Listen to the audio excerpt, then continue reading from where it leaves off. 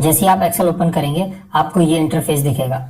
तो इसमें आप देख सकते हो कि लेफ्ट साइड में होम बटन है, न्यू का ऑप्शन है, ओपन फोल्डर का ऑप्शन है, नीचे आके कुछ अकाउंट्स कुछ सेटिंग है, और ये ऑप्शन जो सबसे लास्ट में आप देख रहे हो इसके थ्रू आप एक्सेल की सेटिंग चेंज कर सकते हो।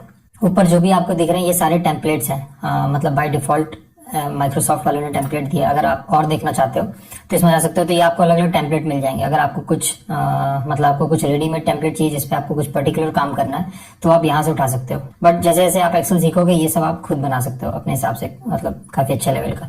तो अभी के लिए मैं यहाँ पे क्लिक कर रहा हूँ स्टार्ट अ न्यू बुक में। जैसे ही एक्सेल खुलेगा आपको ये पेज दिखाई देगा, इसको हम लोग बोलते हैं वर्कबुक, है ना। और ये वर्कबुक में काफी सारी शीट्स होती हैं जिनको आप ऐड कर सकते हो या डिलीट कर सकते हो, और ये इसको हम लोग बाद में देखेंगे कि कैसे इसको और शीट को ऐड कर सकते हैं। ये जो भी आपको टॉप में दिख रहे हैं जैसे फाइल, होम, इन सभी को टैब्स बोलते हैं। तो अभी हम लोग होम टैब में हैं और ये पूरा का पूरा सेक्शन को हम लोग रिबन बोलते हैं। और रिबन के अंदर ये जितना एक पार्ट है ना, जैसे कि ये क्लिपबोर्ड के अंदर एक पार्ट है, आपका फॉन्ट के अंदर एक पार्ट है, अलाइनमेंट के अंदर एक पार्ट है, तो इसको हम लोग ग्रुप बोलते हैं। तो अगर जैसे कभी कभार क्या होता है कि किसी को समझाना हो कि जैसे मर्ज सेंटर कहाँ पे, तो इसको हम लोग बोलेंगे होम टैब में आपको असाइनमेंट ग्रुप के अंदर मिल जाएगा एक मर्ज बटन का ऑप्शन। वर्कबुक में ये ऑप्शन आता है फाइल का, जिसके थ्रू अभी हम लोग आए, जिसमें आपको पहले आपको सिर्फ 3 ऑप्शन दिख रहे थे, बट अभी इसमें आपको और ऑप्शन मिल जाएगा कि इस वर्कबुक का इन्फॉर्मेशन, इसको अगर सेव करना है, सेव एज मतलब आपको किस लोकेशन पे चेंज करना, सेव करना और नेम डालना है। इसके अलावा इसमें प्रिंट, शेयर, एक्सपोर्ट और ये सब चीजों का ऑप्शन है। इसी तरह यहाँ पे काफी सारे मल्टीपल टाइप्स मिल जाएंगे आपको, जैसे कि इंसर्ट है, तो इंसर्ट में आप पिवट टेबल, इसके अलावा चार्ट, शेप्स, ये सब यूज करते हैं, स्लाइसर हो गया, तो ये सब चीज भी हम लोग फीचर में देखेंगे। जो डिफरेंट टैब्स है उनका डिफरेंट पर्पज है, उनका डिफरेंट यूज है, वो सब हम लोग आगे धीरे धीरे एक्सप्लोर करेंगे।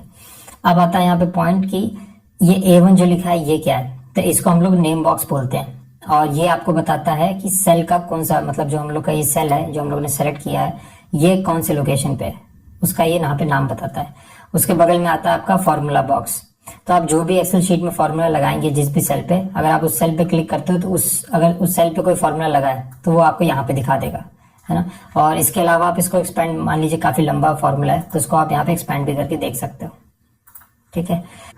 तो फॉर्मूला बाद में आप जब भी कोई फॉर्मूला लगाते हैं तो वो आपको यहाँ पे दिखा देगा। तो जैसे एग्जांपल दिखाता हूँ मैं, फॉर्मूला लगाने के लिए सबसे पहले हम लोग को इक्वल्स टू का साइन यूज करना होता है। तो अभी टेंशन मत लो, फॉर्मूला के बारे में हम लोग डिटेल में बाद में बात करेंगे। अभी बस मैं आपको बता रहा हूँ कि फॉर्मूला बार में फॉर्मूला दिखता कैसे। तो जैसे मान लो अभी मैं लिखता हूँ 2+2, है ना। नॉर्मल मैथमेटिक्स का कोई भी फंक्शन हम लोग का यूज होता है इक्वल्स टू से, तो इक्वल्स टू किया मैंने, 2 को प्लस किया 2 से, ठीक। आप जैसे एंटर करोगे वो 4 लिख देगा।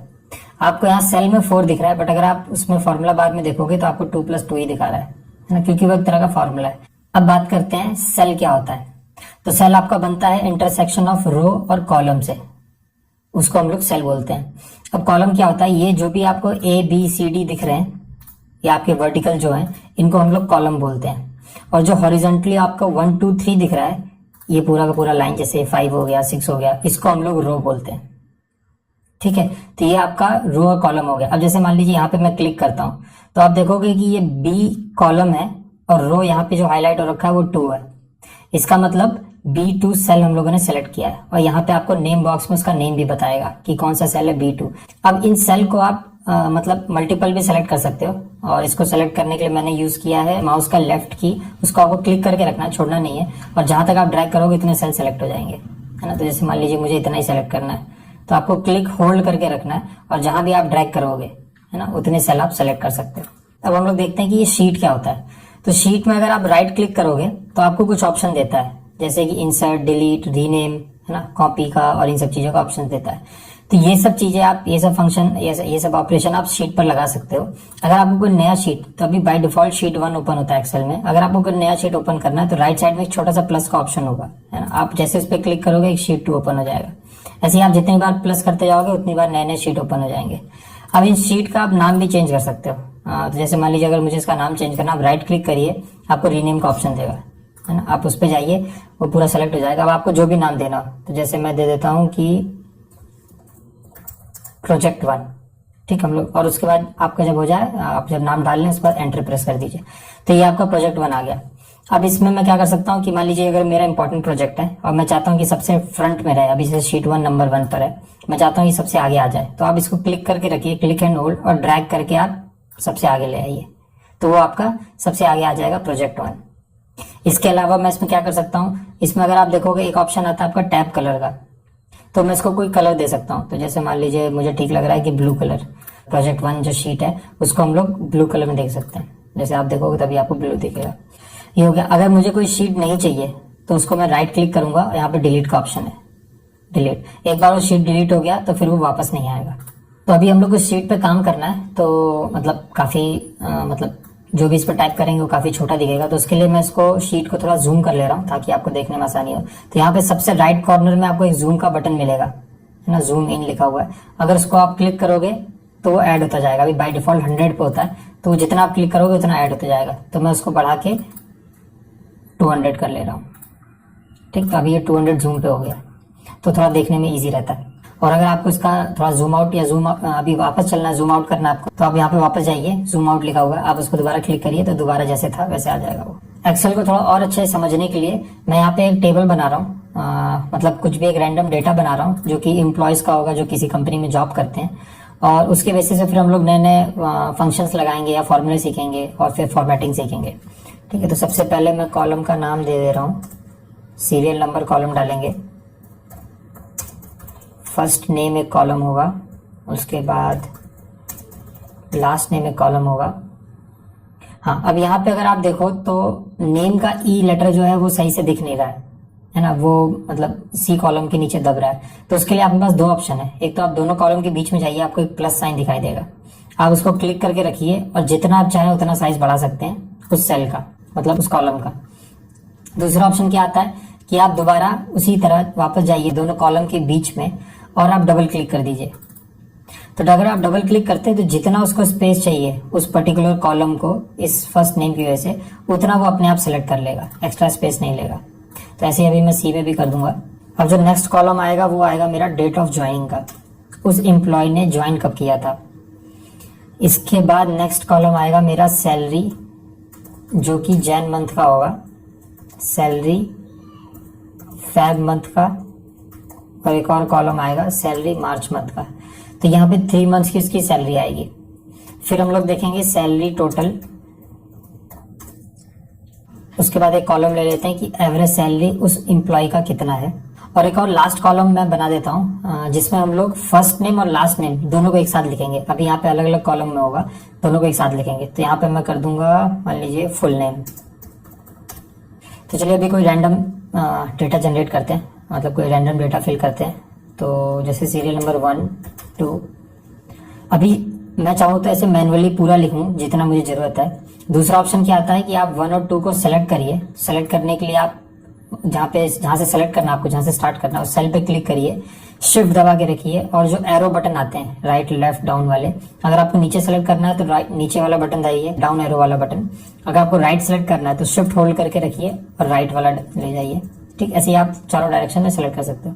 दूसरा ऑप्शन ये है कि आप माउस से सेलेक्ट कर सकते हो। जैसे ही आप इसको सेलेक्ट करोगे इन दोनों को, यहाँ पे आप कॉर्नर में आओगे, माउस को आप कॉर्नर में लेके आओगे जहाँ पे सेल का इंटरसेक्शन एकदम कॉर्नर पॉइंट, वहाँ पे माउस का एक प्लस छोटा सा सिंबल बन जाएगा।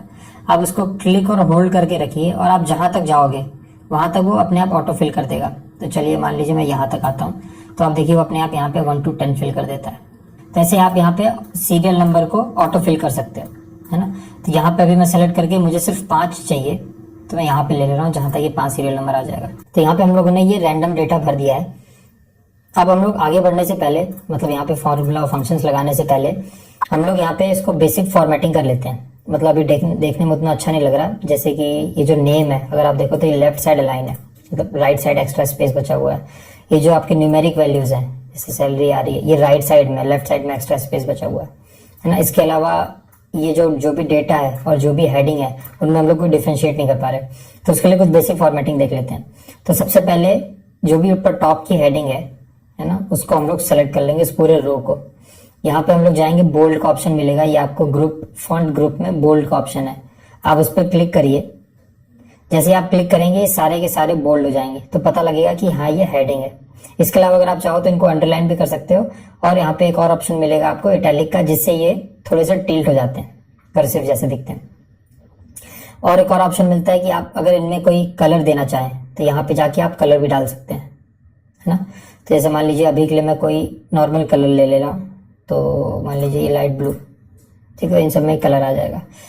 और इसके अलावा अगर मुझे जैसे ये नंबर है राइट साइड में, मैं चाहता हूँ कि ये सेंटर में आ जाए, है ना, तो आप जिस भी कॉलम को करना है, मान लीजिए इस पूरे कॉलम को मुझे सेंटर लाइन करना है, तो उस पूरे कॉलम को सिलेक्ट कर लीजिए। तो मैं ए कॉलम को करता हूँ और सेम आपको असाइनमेंट ग्रुप में जाना है।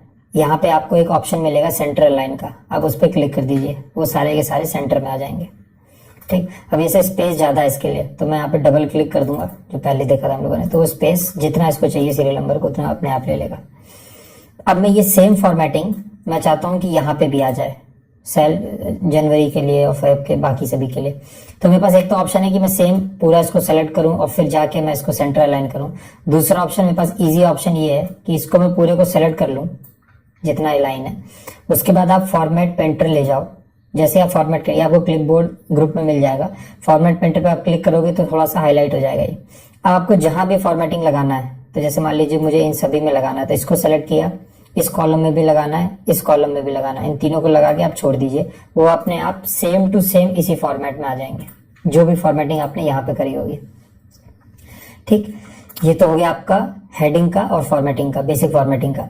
इसके अलावा अगर आप देखोगे तो ये जो डेट्स हैं, ये भी यहाँ पे जैसे आप यहाँ पे क्लिक करोगे, नंबर्स जो आपका ग्रुप है उसमें यहाँ पे एक डेट्स का ऑप्शन दिखाई देगा आपको। अगर आप देखो कुमार पे जो नेक्स्ट है, इस पे क्लिक करते हो तो जर्नल दिखाता है, तो जैसे आप किसी इस पे करोगे डेट पे, तो वो आपको डेट ऑप्शन देगा, और इसको अभी वो डेट मान रहा है, तो डेट का आप फॉर्मेट भी चेंज कर सकते हो। तो जैसे आप यहाँ पे ड्रॉप डाउन दिखाएगा छोटा सा, आप उस पर क्लिक करिए। अगर आपको और एडवांस में जाना है तो आप जाइए मोर नंबर फॉर्मेट्स में, सबसे लास्ट में। जैसे आप क्लिक करोगे डायलॉग बॉक्स दिखाई देगा आपको फॉर्मेट सेल का, तो आप डेट में जाओगे, यहाँ पे डिफरेंट फॉर्मेट दिखा रहा है कि आपको इस टाइप का डेट दिखाई देगा, इस टाइप का दिखाएगा। तो अभी के लिए मैं ये वाला सेलेक्ट कर ले रहा हूँ कि डेट आएगा, फिर मंथ और फिर ईयर। ठीक, इसमें काफी सारे अलग अलग फॉर्मेट्स मिल जाएंगे, आप देख सकते हो कि अगर डे भी चाहिए आपको तो डे भी दिखाएगा। तो अभी के लिए तो मैं ऐसा ही ले ले रहा हूँ। जैसे आप सेलेक्ट करोगे अपडेट कर देगा, पहले डेट फिर मंथ और फिर ईयर फॉर्मेट में। ठीक, अब इसमें भी सेम चीज कि ये अलाइनमेंट सही नहीं है, तो इसके लिए मैं इस पूरे कॉलम को सेलेक्ट करूंगा, अलाइनमेंट में जाऊंगा और सेंटर अलाइन कर दूंगा। तो ये तो हो गया आपका बेसिक फॉर्मेटिंग। अब हम लोग देख लेते हैं कि टोटल सम, सैलरी का सम कैसे निकालना है। तो फॉर्मूला फंक्शन लिखने के लिए सबसे पहले हम लोग उस सेल पे क्लिक करिए जहां पे आपको लिखना है, तो वहां पे क्लिक करने के बाद इक्वल्स टू का सिंबल लगाइए और आप लिखिए SUM।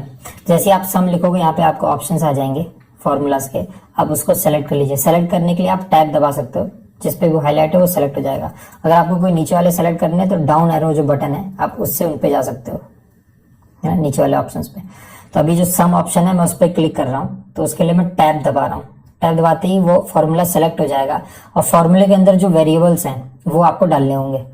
तो नंबर 1 पूछ रहा है कि किसका सम करना है, तो नंबर 1 मैं यहाँ पे जाके माउस से क्लिक कर दे रहा हूँ, तो वो नंबर 1 ले रहा है। अब फॉर्मूले में जब एक वैल्यू आप सेलेक्ट कर लो तो आपको कॉमा प्रेस करना होता है, तो आप कॉमा प्रेस करो तो पूछ रहा है नंबर 2 कौन सा चाहिए, तो मैं बताऊंगा कि ये नंबर चाहिए मुझे, है ना। फिर से कॉमा, अब वो पूछ रहा है नंबर 3 और ये है नंबर 3। ऐसे करके आप जितने चाहे उतने कॉलम्स या रोज को ऐड कर सकते हो। ये करने के बाद आपको शिफ्ट दबा के इस ब्रैकेट को क्लोज करना है। शिफ्ट दबा के 0 वाले बटन पे होगा क्लोज ब्रैकेट, है ना, और फिर आप एंटर प्रेस कर दो, तो इन तीनों का सम आपको दिखा देगा ये। अब ये सारा सम मुझे बाकी लोगों के लिए भी करना है, गोपाल के लिए, जोसेफ के लिए, हरी के लिए, राजा के लिए। तो यहाँ पे जाके मैं डबल क्लिक कर सकता हूँ, एक ऑप्शन मेरे पास। दूसरा ऑप्शन आता है जैसे हम लोगों ने सीरियल नंबर को ड्रैग किया था वैसे, तो अभी के लिए मैं डबल क्लिक कर दे रहा हूँ। तो जैसे आप डबल क्लिक करोगे ये ऑटो फिल हो जाएगा। तो इसका अगर आप सम देखोगे यहाँ पे आपको राइट साइड में नीचे दिखा रहा होगा 550 है, यहाँ पे भी 550 आ रहा है, तो सम सही है ये, तो ये ऑटोमेटिक फिल कर दे रहा है। अब आप देखो फॉर्मूला बार में आपको फॉर्मूला भी दिखा रहा है ना, जबकि यहाँ पे वैल्यू दिखा रहा है, बट वो बता रहा है कि इस सेल में फॉर्मूला लगा हुआ है और उसके कारण ये वैल्यू आ रही है जो आपको दिख रही है। ठीक, तो ऐसे हम लोग की टोटल सैलरी आ गई। इसी तरह अगर मुझे एवरेज सैलरी निकालना हो तो मैं यहाँ पे लिखूंगा इक्वल्स टू एवरेज। अब देखो आप यहाँ पे आपको ऑप्शन दिखा रहा है, तो मुझे चाहिए सेकंड वाला ऑप्शन, तो मैं डाउन के की को दबाऊंगा और फिर आपको जो ऑप्शन पे अगर वो आ जाता है आप उसको टैब दबा दीजिए, वो सेलेक्ट हो जाता है। अब वो पूछ रहा है एवरेज, जैसे सम का निकाला था कितने नंबर्स देने आपको, तो सम में हम लोगों ने एक एक क्लिक करके किया था ना। दूसरा ऑप्शन आता है कि मैं पूरा माउस से एक साथ में सेलेक्ट कर सकता हूँ। तो जैसे मान लीजिए यहाँ से माउस क्लिक करके लेफ्ट बटन को क्लिक करके होल्ड करके रखना है और जहां तक आपको चाहिए वहां तक ड्रैग कर लो। तो मुझे यही 3 वैल्यूज चाहिए और फिर छोड़ दीजिए आप। अब जैसे ही वो सेलेक्ट हो जाएगा आप ब्रैकेट बंद करिए और एंटर प्रेस कर दीजिए, तो वो आपको एवरेज दिखा देगा। इन तीनों का एवरेज इतना आ रहा है। अगर आपको क्रॉस चेक करना है तो ये तीनों आप सेलेक्ट करिए और नीचे आप देखिए यहाँ पे आपको सम दिखा रहा है, काउंट दिखा रहा है, एवरेज दिखा रहा है। 1400 एवरेज है। बाकी के लिए भी चाहिए आपको, डबल क्लिक कर दीजिए, बाकी के लिए भी आ जाएगा एवरेज।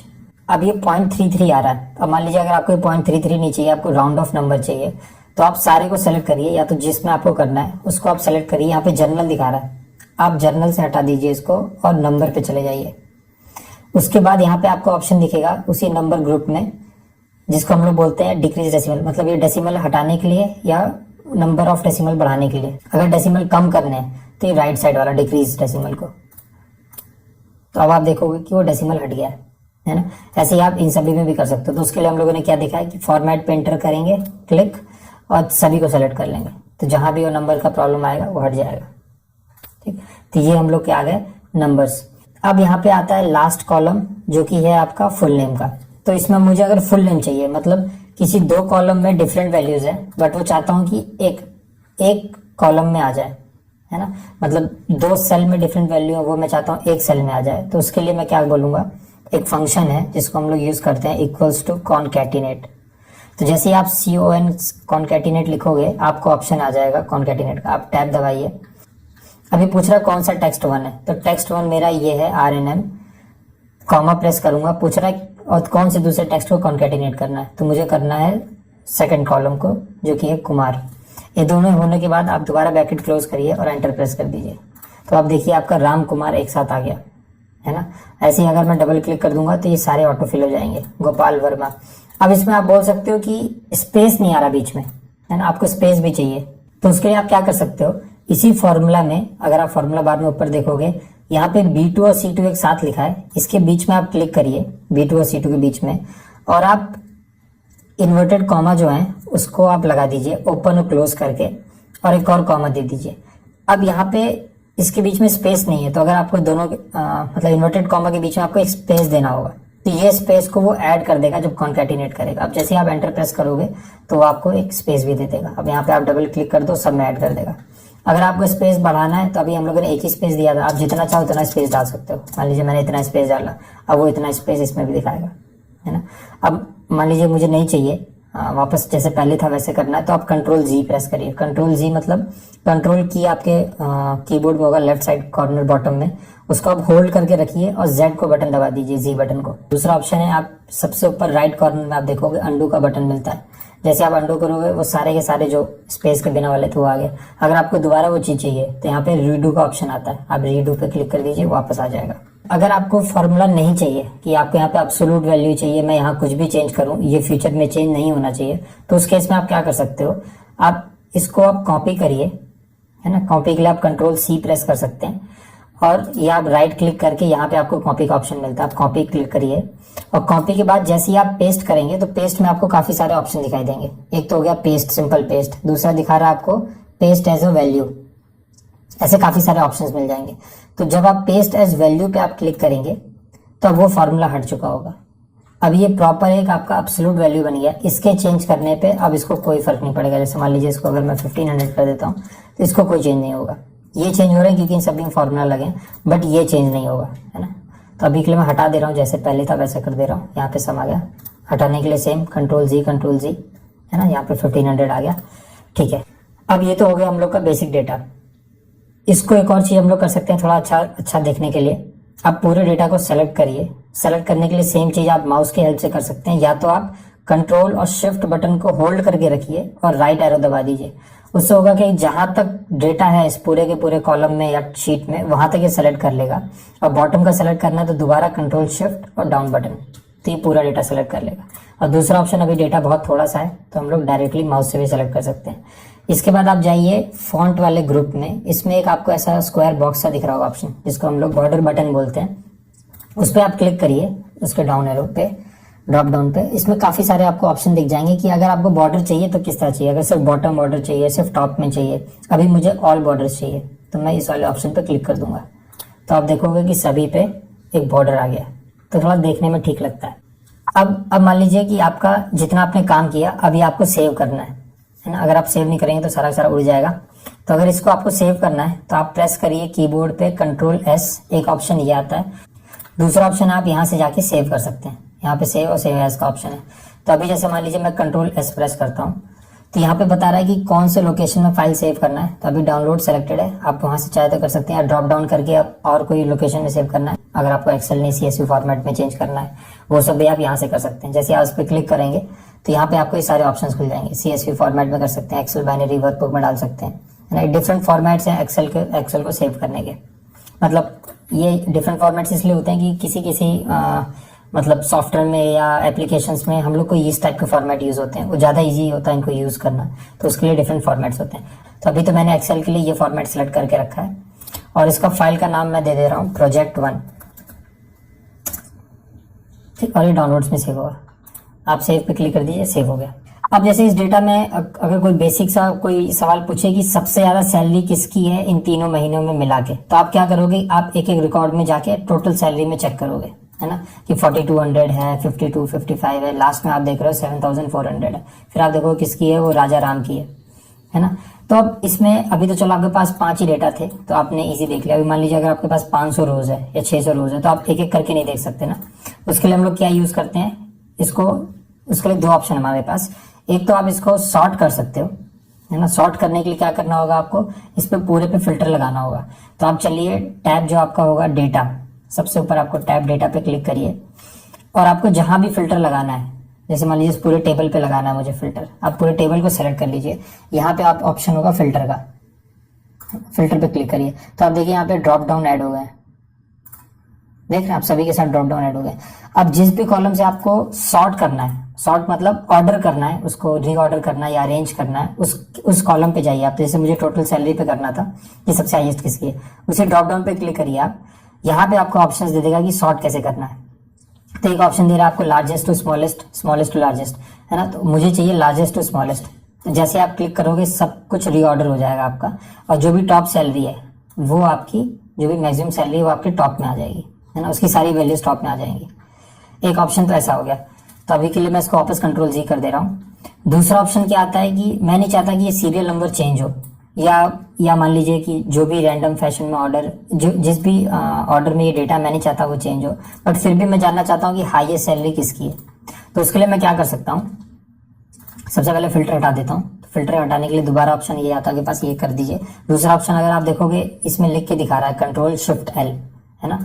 तो मैं सबसे ऊपर जो भी कॉलम है या रो है उस पर सेलेक्ट करता हूँ सबसे टॉप वाले पे, और Ctrl+Shift+L दबाओ, सब में फिल्टर लग जाएगा, है ना। और अगर आप दोबारा Ctrl+Shift+L दबाओगे सब कुछ हट जाएगा। दूसरा ऑप्शन जाने से पहले मैं आपको एक और चीज बताता हूँ। जैसे आप फिल्टर लगाओगे एक सॉर्ट का ऑप्शन आता है, तो जो कॉलम, जो काम मैंने यहाँ पे जाके किया, राइट एरो से राइट डाउन बटन दबा के आप सॉर्ट में जाइए। सॉर्ट में आपसे पूछेगा कि कौन से कॉलम को सॉर्ट करना है ना। तो जैसे कॉलम के इसमें नेम है, तो मुझे चाहिए total salary column. Cell sort किस चीज पे करना है, सेल की वैल्यूज पे। ऑर्डर कैसे करना है, ऑर्डर मुझे करना है लार्जेस्ट टू शॉर्टेस्ट। आप ओके करोगे, सेम वैसे हो जाएगा जैसे हम लोगों ने यहाँ से किया था। सेम चीज आप यहाँ से भी सॉर्ट लगा सकते हो, बट अभी मुझे ये नहीं चाहिए तो मैं Ctrl+Z कर दे रहा हूँ और Ctrl+Shift+L करके सारे फिल्टर्स हटा दे रहा हूँ। दूसरा ऑप्शन ये आता है कि बिना ऑर्डर चेंज किए, अगर आपको देखना हो, अगर कम डेटा, ज्यादा डेटा में काम नहीं करेगा, अगर कम डेटा है आपको और बस ये देखना है कि इसमें से टॉप किसकी सैलरी आ रही है, तो उस केस में मैं क्या करूंगा, होम बटन पे जाऊंगा, इस पूरे कॉलम को सेलेक्ट करूंगा और यहाँ पे कंडीशनल फॉर्मेटिंग का ऑप्शन आएगा, आप उस पर क्लिक करिए। फिर मुझे चाहिए कलर स्केल। तो कलर स्केल में क्या करता है ये, maximum to shortest, maximum to minimum, ये अपने आप सॉर्ट करेगा और उसमें कलर ये खुद से एक कलर दे देगा। जैसे इसमें है ग्रीन, रेड, येलो, तो मैं ये सेलेक्ट कर ले रहा हूँ। तो जैसे आप क्लिक करोगे तो जो भी हाईएस्ट होगा वो ग्रीन हो जाएगा, और उससे जो कम हाईएस्ट होगा वो हल्का ग्रीन, फिर येलो, ऑरेंज, और जो सबसे लोएस्ट होगा वो रेड आ जाएगा, है ना। तो इससे आप देख के आइडिया लगा सकते हो कि सबसे हाईएस्ट सैलरी किसकी है, तो राम की। ये भी एक ऑप्शन है, मतलब विजुअली देखना थोड़ा इजी होता है इसलिए किया हुआ इसको, ठीक है। इसको सेंटर अलाइन कर लेते हैं यार, ये दोनों सेंटर अलाइन नहीं है, इन दोनों को सेलेक्ट करो आप और सेंटर अलाइन।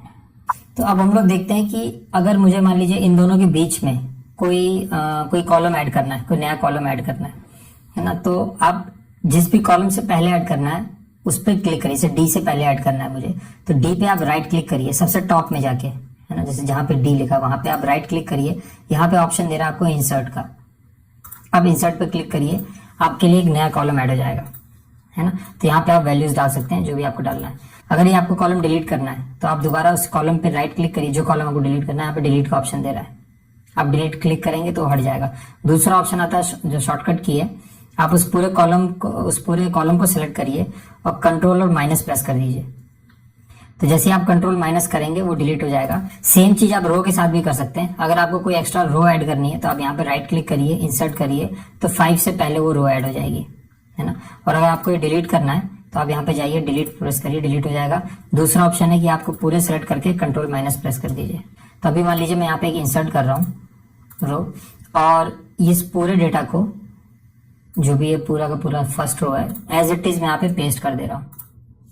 ठीक, अब मुझे देखना है कि इस पूरे डेटा सेट में, मान लीजिए पूरा एक डेटा है, अगर इसमें कोई डुप्लीकेट वैल्यू है तो उसको अगर आपको रिमूव करना हो तो सबसे पहले हम लोग को देखना होगा डुप्लीकेट है कि नहीं, है ना। तो उसके लिए मैं क्या करूंगा, उस पूरे कॉलम को सेलेक्ट करूंगा। ये कॉलम मैं इसलिए ले रहा हूँ क्योंकि इसमें मुझे फर्स्ट नेम और लास्ट नेम दोनों मिला के मिल रहा है। और फर्स्ट ऐसा हो सकता है काफी बार कि फर्स्ट नेम लोगों के सिमिलर हो, लास्ट नेम सिमिलर हो, बट दोनों मिला के अगर सिमिलर हो रहा है तो उस केस में थोड़ा डाउट जाता है ना, तो उसको हम लोग क्रॉस चेक करना होगा। तो इस पूरे रो को मैं पूरे कॉलम को सेलेक्ट कर ले रहा हूँ। आप जाइए इसमें स्टाइल ग्रुप में, और इसमें ऑप्शन होगा आपको कंडीशनल फॉर्मेटिंग का, इस पर आप क्लिक करिए और यहाँ पे आपको ऑप्शन देगा हाईलाइट सेल्स का। तो हाईलाइट सेल में एक बाय डिफॉल्ट एक रूल है डुप्लीकेट वैल्यूज का, आप उसको क्लिक कर दीजिए। आप जैसे करोगे तो पूछ रहा है कि किस कलर का चाहिए आपको, है ना। तो मैं बोल दे रहा हूँ अभी रेड कलर का ही ठीक है, आप ओके कर दीजिए। अब आप देखो यहाँ पे जो भी वैल्यूज डुप्लीकेट थी वो हाईलाइट हो जाएंगी। तो राम कुमार, RNM कुमार 2 बार आया। अब इसको अगर आपको डिलीट करना है, एक ऑप्शन आता है कि आप पूरे डेटा को सेलेक्ट करिए, डेटा पे जाइए, यहाँ पे एक ऑप्शन दिखेगा आपको रिमूव डुप्लीकेट्स का, जो कि आपके डेटा टूल्स में होगा। जो डेटा टूल्स का ग्रुप है उसमें आपको मिलेगा रिमूव डुप्लीकेट्स का। आप जैसे ही क्लिक करोगे वो पूछ रहा है कि सभी कॉलम्स में आपको देखना है डुप्लीकेट्स और फिर रिमूव करना है। अगर किसी भी कॉलम में वैल्यू सेम नहीं होगी तो वो नहीं करेगा, क्योंकि अभी हम लोगों ने सारा सेलेक्ट किया। मैं बोल रहा हूँ कि हाँ सारे कॉलम में चेक करना, अगर सारी वैल्यू सेम है इसका मतलब वो डुप्लीकेट रिकॉर्ड है, आप डिलीट कर दीजिए।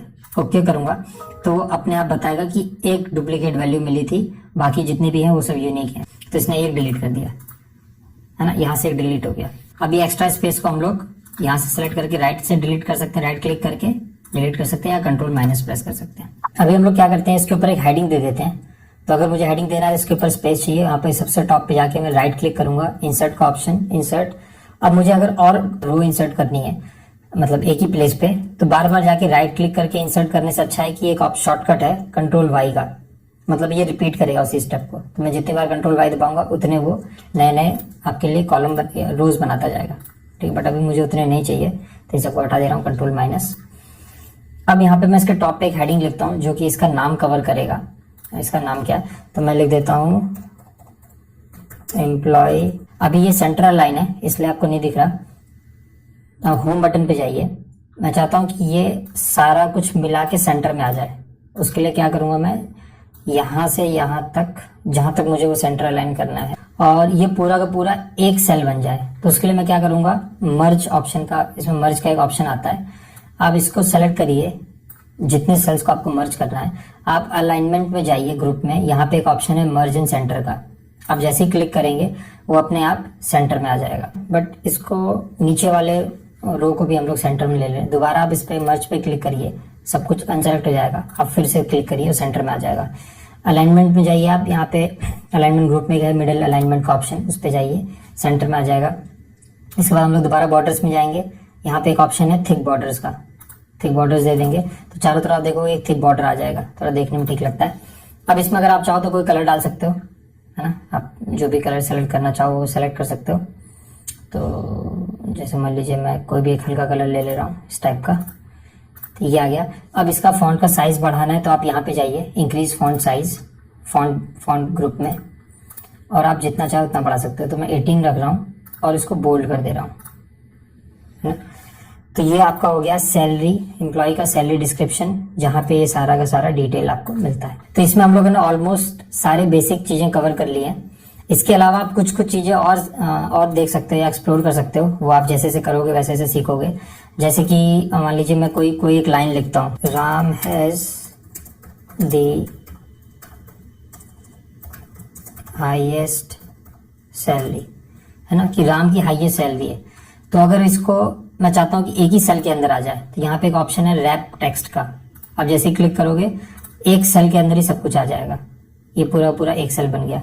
ये मतलब अब इसका जो आपका रो है उसकी थोड़ा साइज इंक्रीज हो जाएगा, हाइट, वो क्योंकि एक सेल में आ रहा है। तो ये रैप टेक्स्ट ये काम करता है ना। जैसे आप रैप क्लिक करोगे उसमें एक सेल के अंदर आ जाएगा। इसके अलावा आप परसेंटेज लगाना चाहो तो अगर आप कोई भी वैल्यू लिखते हो, जैसे मान लीजिए मैंने 21 लिखा, मैं चाहता हूँ कि ये 21% हो ना कि नंबर, तो आप यहाँ पे जाके परसेंट पे क्लिक करोगे। अब इसमें 200 कर दिया और ये आपका 21% बन जाएगा।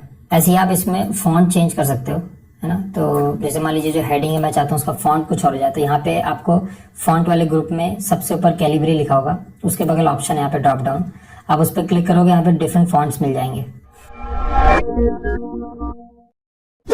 अभी आप स्क्रीन पे देख रहे होगे कुछ रैंडम नंबर्स लिखे हुए यहाँ पे जो कि डेसिमल डिजिट्स में है। तो यहाँ पे अगर आप देखोगे नंबर आपका जो ग्रुप है होम टैब में, इसमें यहाँ पे हम लोगों ने नंबर सेलेक्ट किया हुआ है और ये जो डेसिमल्स है यहाँ पे आप इसी सेम ग्रुप में अगर आप देखोगे यहाँ पे ऑप्शन है डेसिमल डिक्रीज का, तो ये डेसिमल डिक्रीज कर देगा, और यहाँ पे ऑप्शन है डेसिमल इंक्रीज का, तो ये डेसिमल्स को इंक्रीज कर देगा, है ना। अभी हम लोग क्या चाहते हैं, यहाँ पे राउंड करना चाहते हैं इन नंबर्स को, तो उसके लिए बाय डिफॉल्ट फॉर्मूला आता है एक्सेल में, आप लिखिए इक्वल्स टू राउंड। आप राउंड को सेलेक्ट करिए। अब पूछ रहा है राउंड के लिए कौन सा नंबर आपको राउंड अप करना है, मतलब राउंड करना है। उसके लिए मैं ये वाला सेलेक्ट करूंगा नंबर, उसके बाद कॉमा दूंगा। पूछ रहा है कितने डिजिट के लिए आपको राउंड करना है, तो मैं चाहता हूँ 0 डिजिट के लिए, मतलब जैसा है एब्सोल्यूट नंबर चाहिए। अगर आप देखोगे तो अब ये 1.00 बन गया। अगर मैं डबल क्लिक करता हूँ तो ऑटो फिल कर देगा 1 2, यहाँ से भी इसने 2.9 था उसको 3 कर दिया, 8.9 को 9 कर दिया, 1.3 को 1 कर दिया, है ना। यहाँ पे मैं एक और नंबर ऐड कर देता हूँ ताकि डाउट क्लियर हो जाए।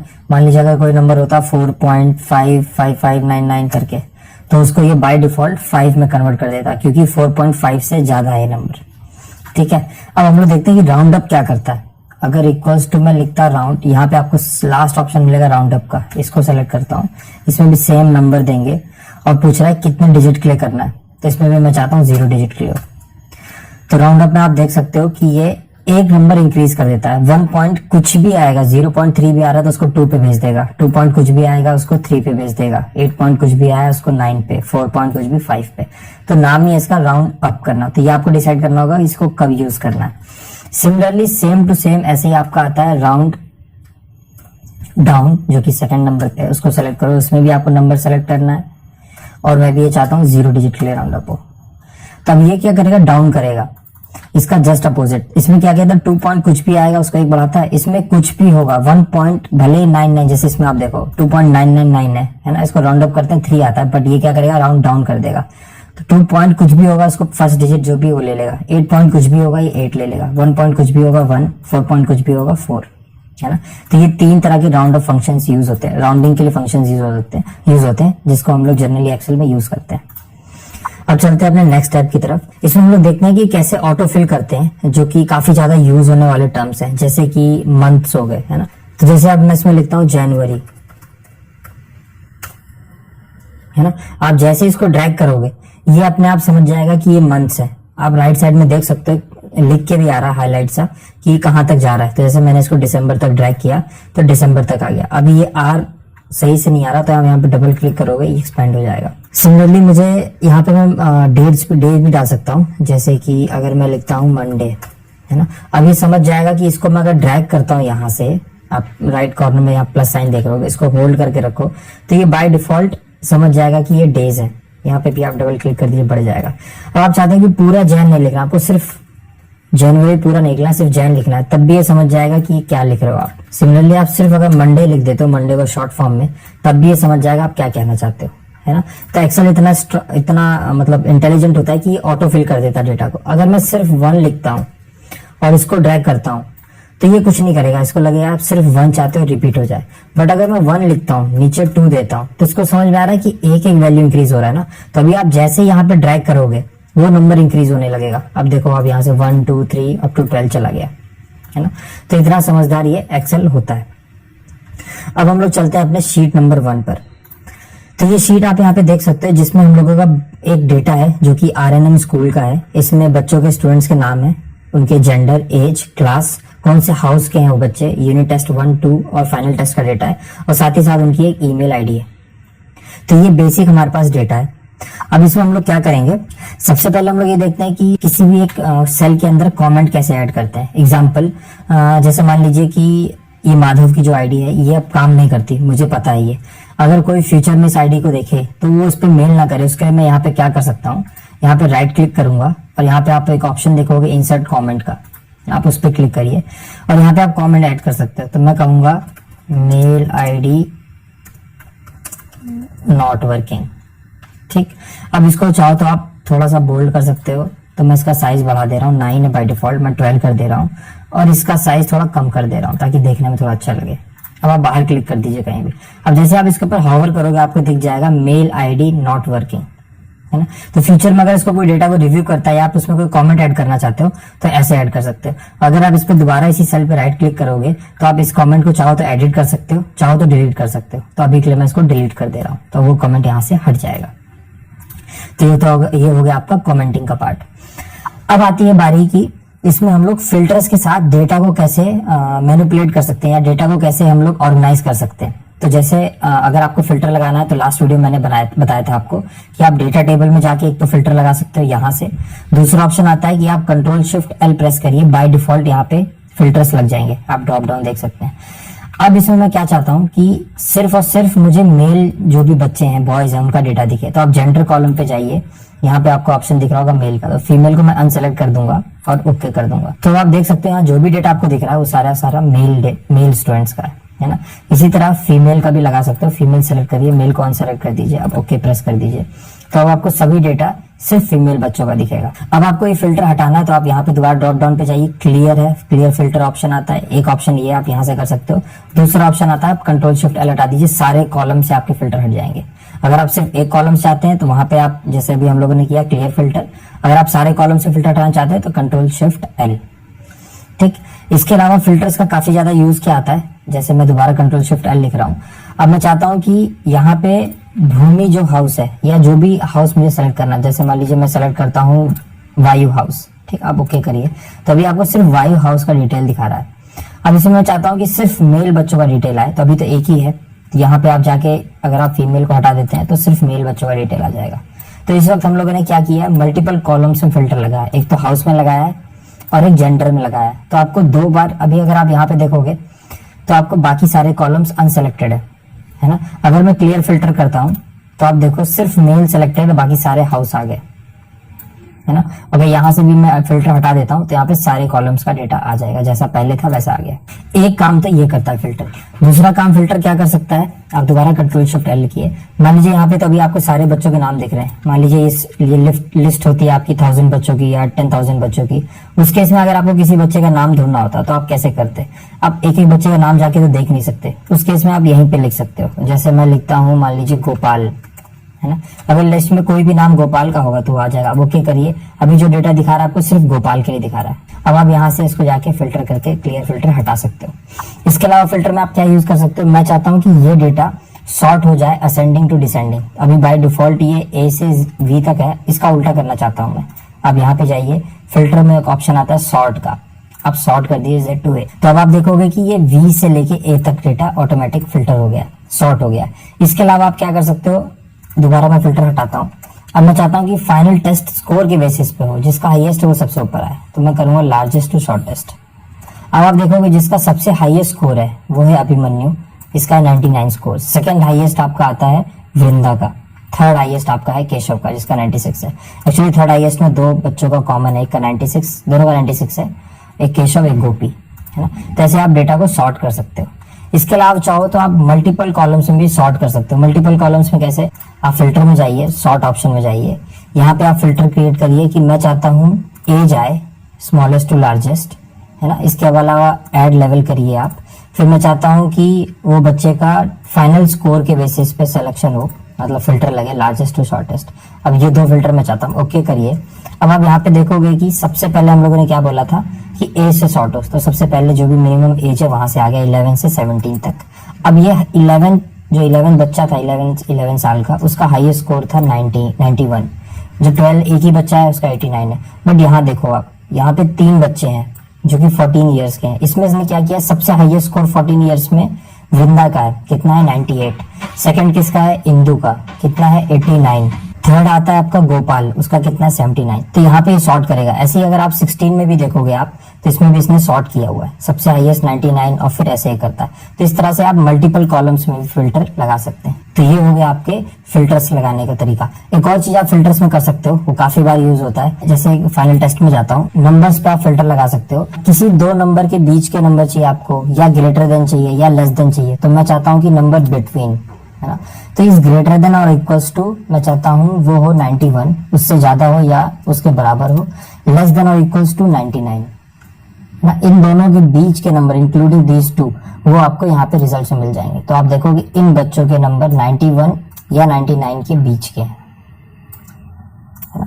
तो ऐसे आप कॉलम्स में फिल्टर लगा सकते हो नंबर फिल्टर्स के। अभी के लिए हटा रहा हूं मैं। तो ये सारा बेसिक डिटेल हो गया आपका फिल्टर्स का।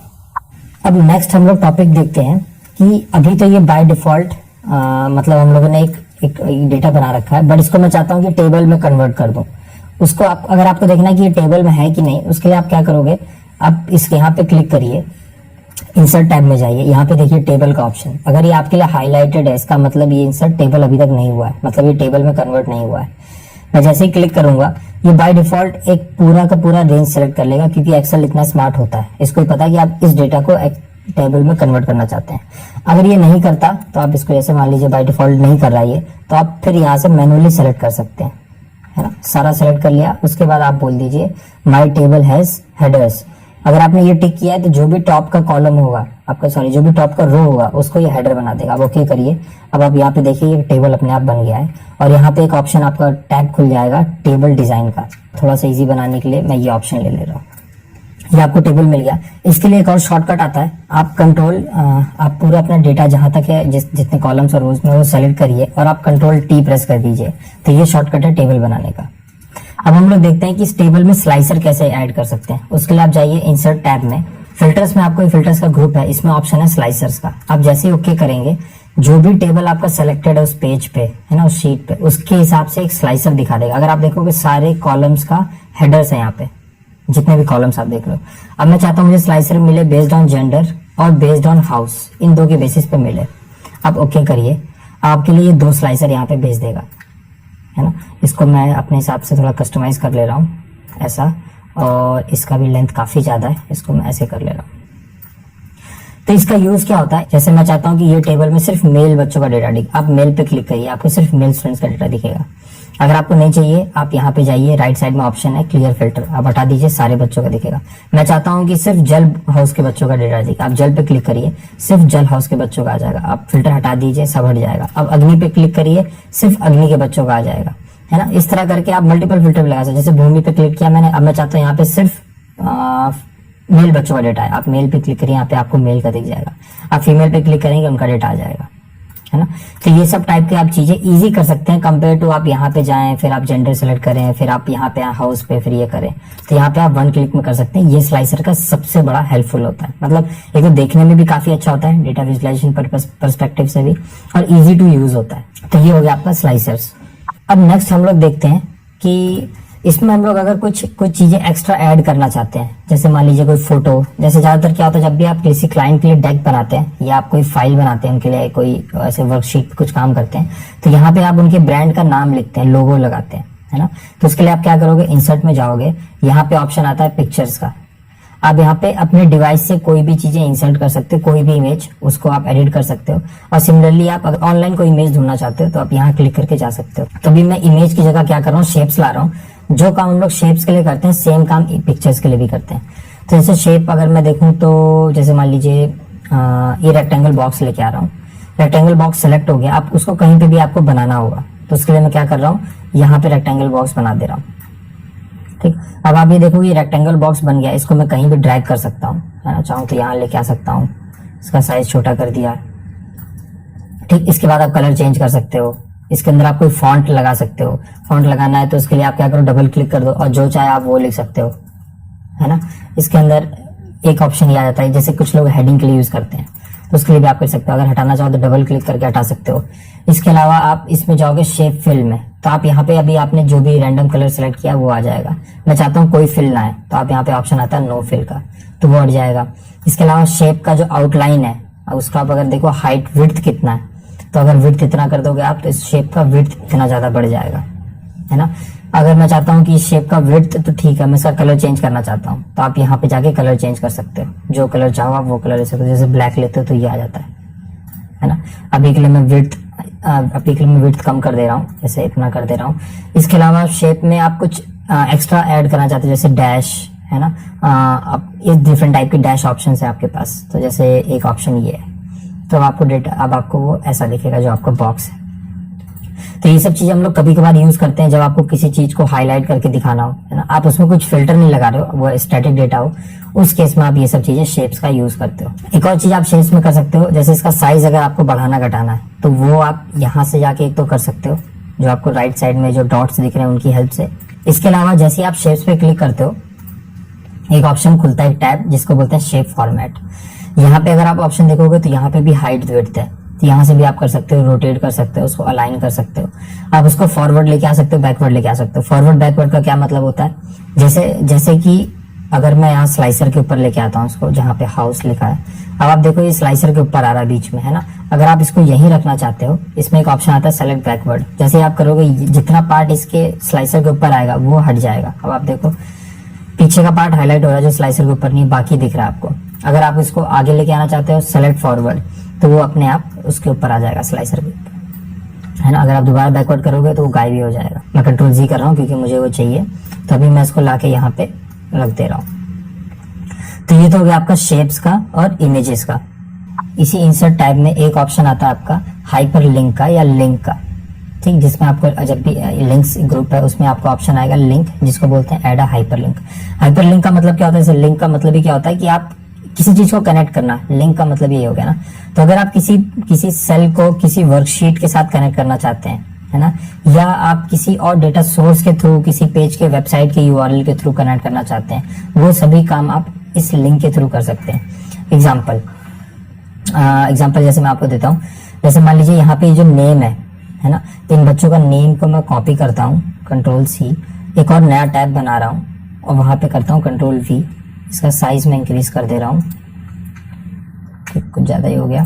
जैसे ही बच्चों के नाम आ गए, सिर्फ बच्चों के यहाँ पे सेपरेट नेम है। अब मैं चाहता हूँ कि अगर किसी को सिर्फ नेम देखने, तो उसके लिए वो एक टैब में जा सकता है जिस टैब का नाम है शीट 4। तो इसका मैं नाम चेंज कर दे रहा हूँ डबल क्लिक करके नेम्स, ठीक। आप यहाँ पे राइट क्लिक करके भी कर सकते हो, अभी मैं नेम कर दे रहा हूँ।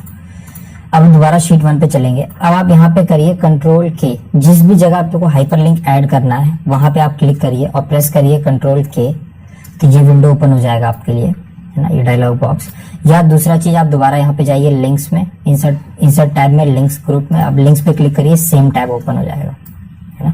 अब इसमें आपके पास मल्टीपल ऑप्शन आ जाते हैं लिंक ऐड करने के।